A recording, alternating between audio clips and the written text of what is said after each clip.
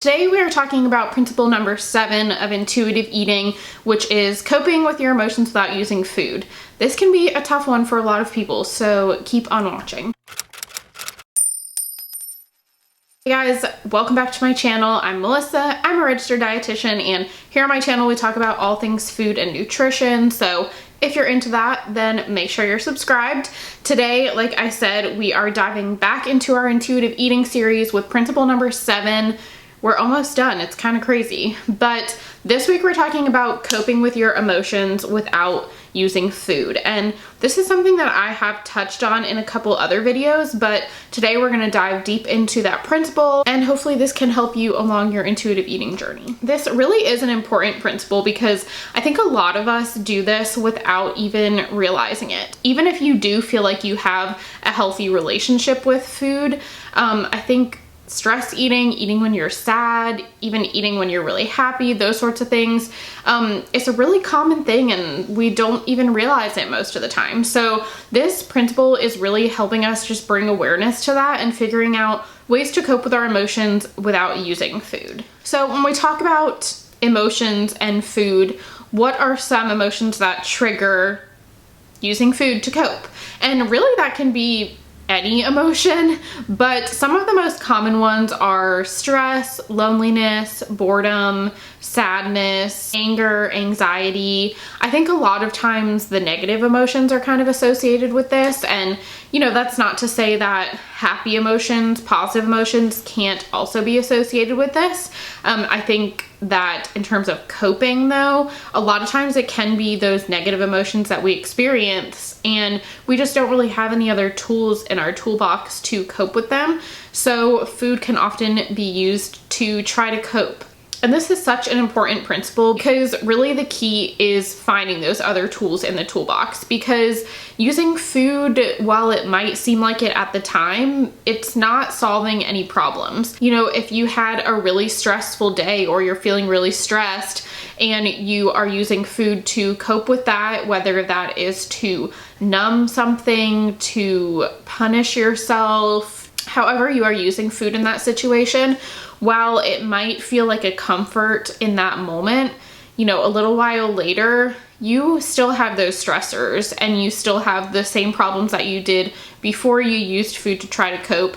And likely you now feel even worse because maybe you ate a bunch of sugar, which you're now crashing from, or you ate a food that really doesn't make you feel good, or you were, you know, dieting and you kind of cheated in order to cope with those emotions and now you feel guilty because of what you ate. Really, is it not solving any problems, but also it could be causing even more guilt and shame and sadness and all of those things that you are trying to move away from when you want to cope with emotions and comfort yourself. So the real key to kind of mastering this principle is to find other ways to cope. Have other tools in your toolbox. So the first step, and I think a good place to start, is to think back to the past, whether that was yesterday or your entire life. Maybe you've been using food to cope with your emotions.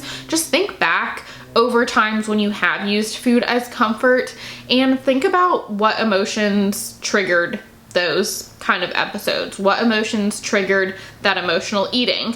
And it might be helpful to write that down and kind of make a list just to make sure you're aware of what typically is triggering these things. Like I said, sometimes it is hard to be aware of that. Sometimes we don't even realize it, and really thinking back and bringing awareness to those situations is going to help you cope with them in the future. So start by thinking about the past, what has happened in the past, and what has triggered you in the past. Once you've come up with those emotions that can be kind of a trigger for you, be more aware of them next time. So next time you are feeling kind of an intense emotion, whatever that emotion might be, try to pause for a minute. You know, now we are aware of what emotions can trigger us to use food to cope. So next time you are feeling an intense emotion, because this is definitely a learning process, and at least now you have some awareness of it, that's a huge first step. And then before you use food to comfort yourself, think about what you really need in that situation. So if you're stressed, do you just need to find a way to relax? Is there a specific problem that needs to be solved? You know, if you're lonely, do you need someone to talk to? If you're bored, do you just need something to do? So really think about what you actually need in that situation. I saw a quote that I really liked, and I can't remember where I saw this, but it's really good. So if you wrote this, it's really good. It says, if I'm eating when not hungry, what other needs am I trying to fill with food? And that really is the key. When you are emotionally eating, you are trying to fill some other need with food. So try to pause in that situation and figure out what that need actually is. And of course, like I said, the key is to come up with some other tools to have in your toolbox so that you can kind of conquer those situations, so that you can fill those needs without using food. Because like we already said, food really isn't filling those needs. It's just kind of a placeholder, and it's not solving any of the problems. So coming up with those tools to actually help you solve those problems is really the key here. So just like writing down your triggers might be helpful, writing down some other ways to comfort yourself might be really helpful, whether that is meditating or reading or taking a bath or treating yourself to a massage, calling a friend, going on a walk, just getting outside at all, maybe writing in a journal. All of these things can be really helpful depending on what kind of emotions you're experiencing. I know personally when I'm stressed, I like to watch YouTube for a little bit, just as something that's kind of a mindless activity that I can do without having to think about things. I like to go for a walk with a friend or sit in the sunshine. So I think kind of writing down lots of options and just trying them out and figuring out what will help you in different situations. And like I said, be gentle with yourself. This process takes time. A lot of times using food to cope is something that we've done for a large majority of our lives. So turning that off is not going to happen overnight, and it's not going to happen the first time you experience an intense emotion. So try different things, see what works for you, see what doesn't, and gradually start to build those tools in your toolbox so that you can decide what will help you and what will fill those needs based on the situation in the future. All right, well, that is all that I have for principle number 7, coping with your emotions without using food. I hope that this was helpful. I hope you learned something.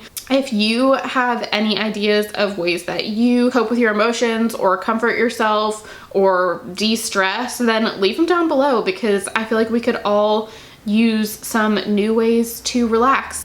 So leave those below. If you liked this video, give it a thumbs up, subscribe if you have not already, and make sure you're following me on Instagram as well. I post lots of yummy food pictures and sometimes like dogs and stuff. Who doesn't love dogs? Anyways, thank you guys so much for watching, and I will see you next week. Bye.